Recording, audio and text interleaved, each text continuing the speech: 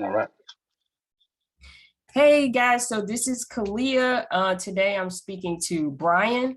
And Bryan's done something really dope. He's actually discharged his mortgage. I'm going to let him explain the steps to exactly how he did that, why that's beneficial, and that could actually be an option for generational wealth if you know how to reallocate those funds. So here's Bryan, and I'm actually just going to run through a couple questions with you. And the first one is, how did you find out about this process?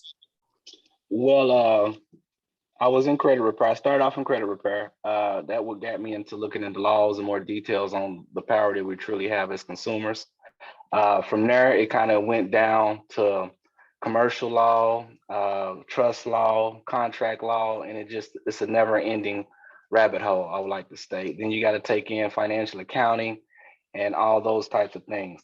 And for the last 14 months, I just really just been going hard on these laws, going from resource to resource, consuming a lot of content, understanding structure and what's going on, and that by far has led me to the appropriate steps to take to start.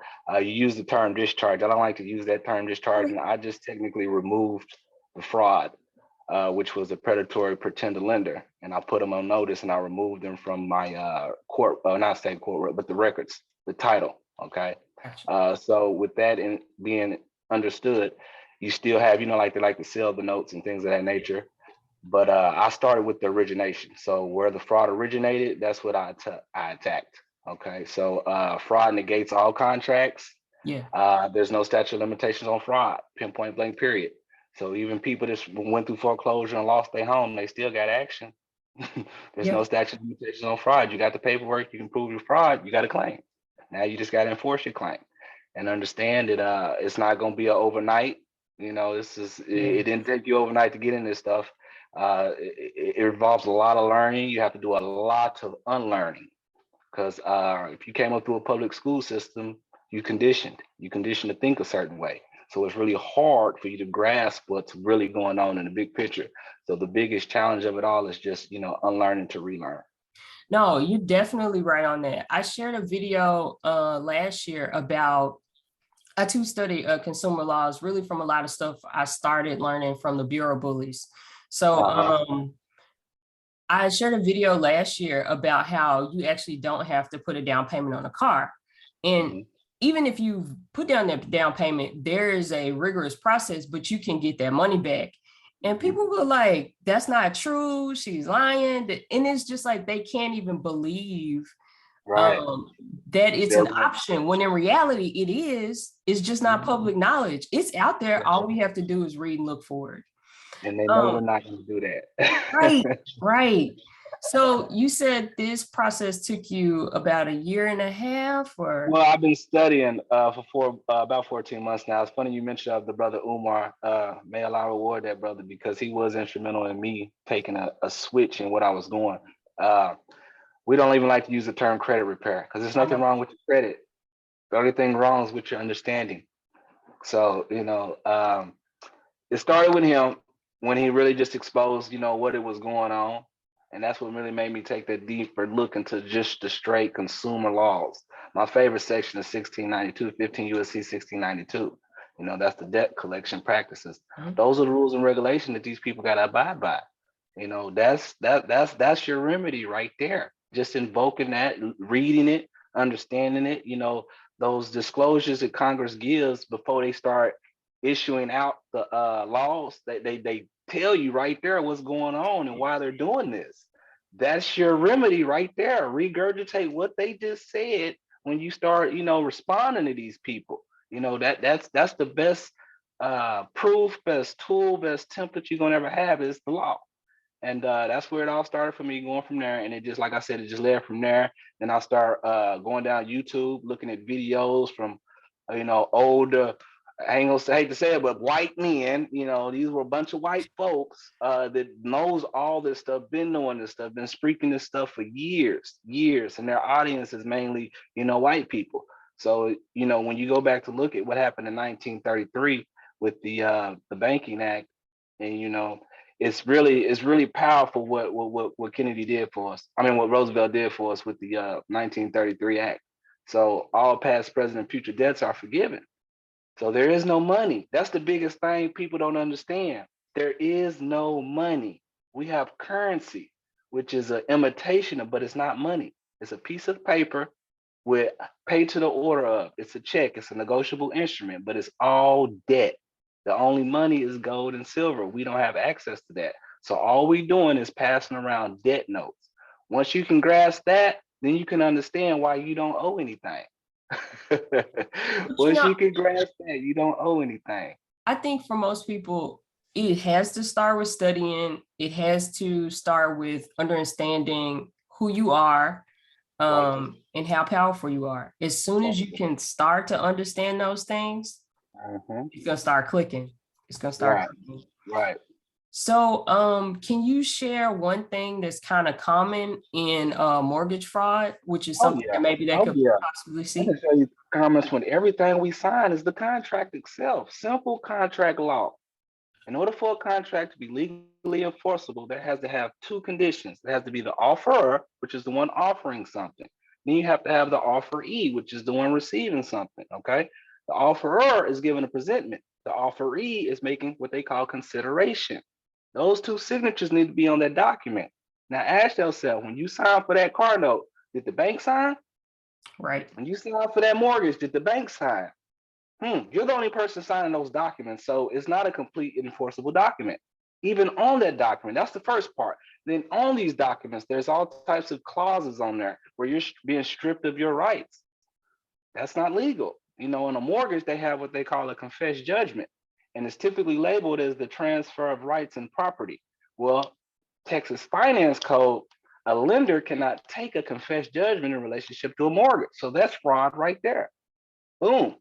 Right? And we ain't even gotten to all the other stuff on there, but that's 2 points right there. I showed you that that's not an enforceable document. Now, the problem is people hear court and they get scared. Okay. They get scared when they hear court, but they don't understand when you are the plaintiff, you bring forth your evidence, it's up to the defendant to prove you wrong. If they don't have any evidence to prove you wrong, which is one, solid contract, two, the fraud is in the contract that you're presenting in your question about, how can you lose? You know, It's, I it's mean, hard. I'm gonna go back again. Like it comes back to being able to do the homework, doing the Right. research, Exactly. and just regurgitating, no, not even regurgitating, just taking the time to understand it. Because the more you understand it, the more you feel comfortable and confident in the information, and you can stand in court on your own too and say, hey, I am a consumer. These are the things, and it's fraud. So what do you think is was the hardest part of this process? Unlearn and to relearn. That's the hardest part. Unlearn and relearn. Now, don't get me wrong, you know, people busy. People don't have time to be sitting up reading, trying to unlearn. They got kids, they got bills, you know, but these are all the things that have been put into place to keep us where we are. You know what I mean? So you got to understand, how bad do you want freedom at the end of the day? You know, because it's a sacrifice.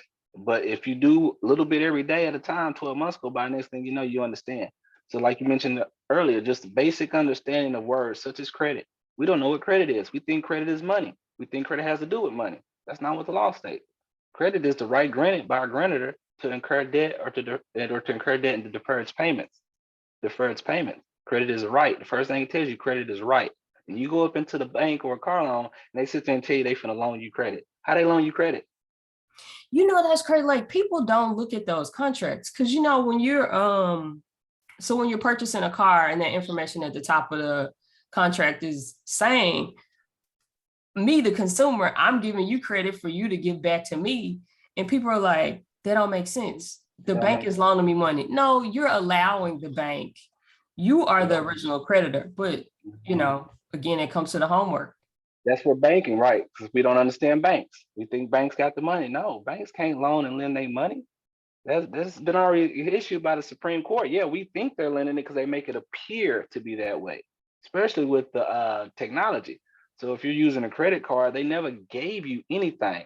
This is a piece of plastic with some imaginary numbers in your mind and what they have in a computer system. They never gave you nothing physically or tangible. It's open end credit, Yep. credit, credit. But it goes back. We don't understand what credit is. So we assume, and that's what they're banking on, our assumption and our ignorance. And they're making millions and trillions and billions of dollars just because we don't understand that one term, credit. Yeah. So, I mean, you kind of answered all my questions. I just wanted people to understand that this is possible. So is there anything that you want to leave with people as far as? In the situation with my mortgage, in a nutshell, what it is okay, you have three important documents in mortgage. You got the warranty deed. Okay, the warranty deed is between two people, which is the person that originally stays in that place and you. If you're the one buying it, that document is between you. 9 times out of 10, like I mentioned before, contract law requires 2 signatures. When people get that warranty deed, they just take in the warranty deed and it's recorded. But there's never no acceptance of what was given to you. So technically, the warranty deed is loose contract as well. There's a way to fix that. You can simply attach an acknowledgement statement to your warranty deed. You can go to your county, ask for a certified copy, and then once you get the copy, you can attach an acknowledgement of you accepting that property. That will complete that part of the document, one of 3. The second one is typically is your deed of trust and your note. Now that deed of trust, that's a trust, deed of trust. Understand, now we're talking about trust law. It's very important to understand structures of a trust. Okay, you have a trustee, you have the grantor, which is the person actually creating the trust, grantor, settler. The trustee is the person being empowered with something. He's been given something to hold on behalf of someone else, which is going to be the beneficiaries. Okay. And most mortgages, they got the beneficiaries listed as lender, or they have it listed as MERS, which stands for Mortgage Electronic Registration System.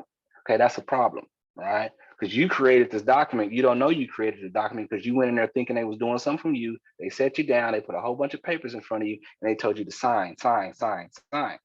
Well, that's the biggest part of the fraud right there. Those are your documents. You are the grantor, which is the most important and powerful person.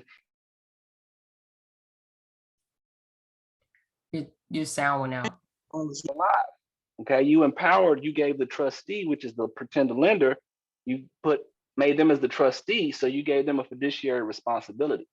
Okay, now what was they supposed to do in this transaction? Well, technically by law, they were supposed to take that deed of trust and that promissory note, and they were supposed to hang it and go ahead and record it. Well, they don't record that note. The fraud is so rampant, it's just understood. You can go to your county and ask them for the note. They're going to look at you crazy. Oh, they don't record the note. Well, they're supposed to by law, right? Why we don't know? We don't know. We don't understand what's going on. So this is how they're getting away with it. Once they built that trust and they put that warrant, the warranty, you got that warranty deed, the deed of trust, and that promissory note. The promissory note and the deed of trust were never supposed to leave each other. They both supposed to have been recorded. But what they did was they took that note and they sold it on the back end. The note was a check. You wrote the bank a check for the property. It was over at closing. You just didn't know that. They cashed that check. They sold it for pennies on it. Well, I take it back. They took it to the reserve, got 10 times the amount. Then they sold it on the back end as a mortgage-backed security, which is illegal because they didn't register that note. In order for it to be a mortgage-backed security, it has to go through a process called a REMIC, called a real estate investment mortgage investment conduit. Okay, that's through the SEC. So now they're in SEC fraud and FTC fraud. So it gets really deep. So when you put this pressure on them, it's going to expose a lot of things. That's tax evasion, SEC fraud, and the list can go on. So the best thing to do is when you're putting this power on them is to let them know that, hey, because they know if this goes too far, it's going to become public information. And it's not the first case. There's plenty of them out there, but they keep them so concealed. It's hard for people to really see what's going on. Right. But it's a lot of moving parts in these documents while the fraud is so rampant. And they've got so sloppy over the years. You can just find so much in anybody's documents. But those are the main 3 documents people really need to understand because that's where your remedies are. All you need to find is one part of fraud. They give you several. Give you several. And like you said, fraud don't expire. Like, is there? No, find it, expose them. So they can't stand on fraud in court. So you really don't have nothing to fear for. You just need to learn the civil procedures of court. Here in Texas, small claims court, they went up to 20,000 last year. So you have a situation where, you under 20,000, you're going to ask for the max. You can expose some fraud, cars, credit cards, whatever. You just got to be able to show where you have been harmed and your rights have been violated in pursuant to these laws that they got for us as consumers, It's called consumer protection for a reason. There is no debt collection protection. They do not protect debt collectors. All right. So I know I'm gonna get these questions. So where can people find you? You have social media or email, or how do you want to be contacted? Yeah, Stand Strong. You can find me Instagram _ Stand Strong with no vowels and end at the underscore.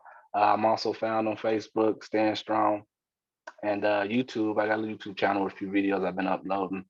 But yeah, I'm not hard to find. I'm not hard to find. All right. Well, thank you so much for your time today. I really appreciate it, and I hope people really learn from this information. Most likely, most likely. I appreciate you for reaching out. Thank you.